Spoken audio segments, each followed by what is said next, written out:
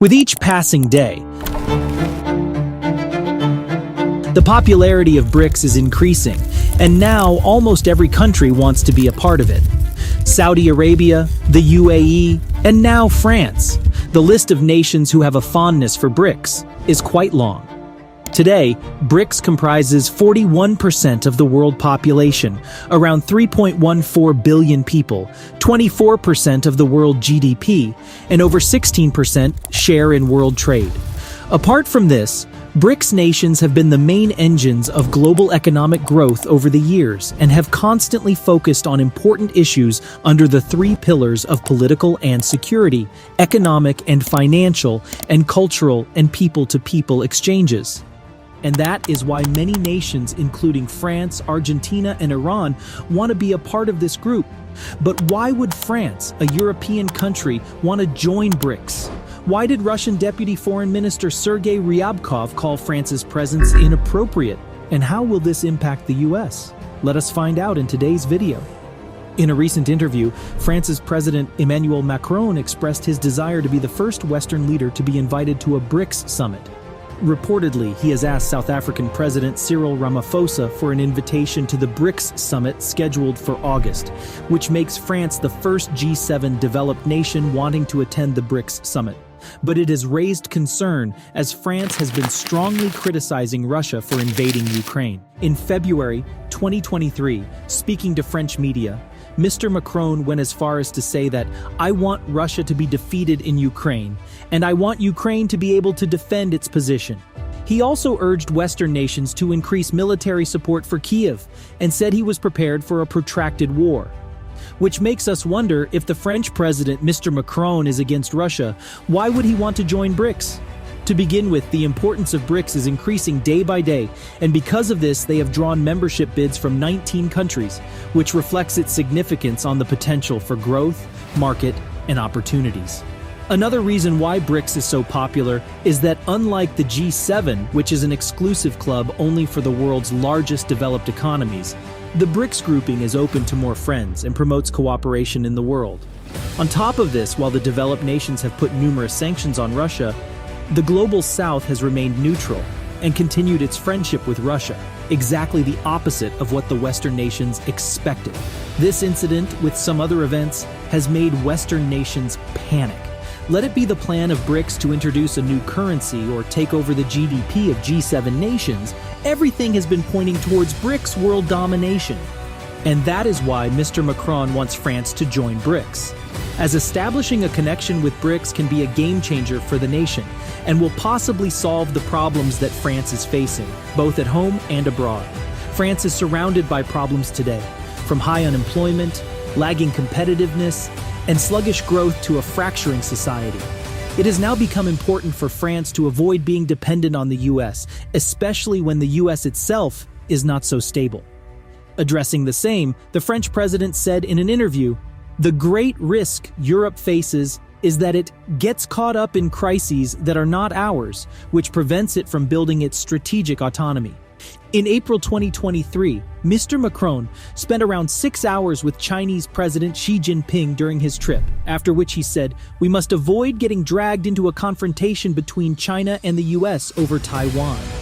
He showed his concern, saying, "If the tensions between the two superpowers heat up, we won't have the time nor the resources to finance our strategic autonomy, and we will become vassals." And considering that China is France's 7th largest customer, it's obvious that France would like to strengthen its ties with China. Today, France is looking at the bigger picture. If they are accepted into BRICS, then not only they will be involved in all the policies that BRICS make for the betterment of the whole group, but will also be a part of employment projects. It will expand the market for France, which will give a boost to the sluggish economy of the nation. And if the status of the US dollar does fall, France will be safe. And if these reasons are not enough, joining BRICS will give France and other European countries an alternative, which will save them from being dragged into the wars which usually the US initiates. On top of this, if BRICS is successful in creating, introducing, and implementing their own currency, it will reduce the dependence of France on the US dollar, which they fear the most. Now that we have looked at why France wants to join BRICS, let's understand why Russia doesn't want this to happen.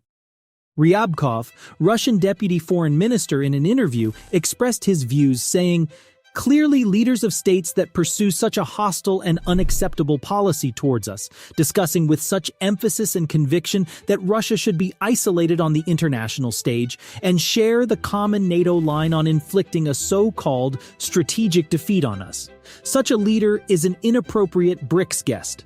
He further added, "And we are not hiding this approach of ours. We have told our colleagues from South Africa. We expect that our point of view will be fully accepted, which makes the possibility of France joining BRICS really low. If other nations of BRICS decide to go with what Russia is saying, France wouldn't get entry into BRICS, which will be disadvantageous for the nation." But at the same time, South Africa, which is an ICC member, is still considering different options regarding the invitation for Vladimir Putin because of an arrest warrant issued by the International Criminal Court, ICC, for the Russian leader for his alleged war crimes in the Ukraine conflict. SA would have to arrest Putin if he attends the BRICS summit, which makes everything a bit complicated. Let's now see what France did to upset Russia. As we told at the start of the video, France has been criticizing Russia for invading Ukraine since day one, and has put sanctions on Russia as well, and recently, the French government decided to supply several Scalp long-range missiles to Ukraine. SCALP is an acronym for Long-Range Autonomous Cruise Missile System. It has a range of over 250 kilometers and is designed to strike strategic targets far behind enemy lines, in particular ammunition depots, logistics centers, and protected command posts.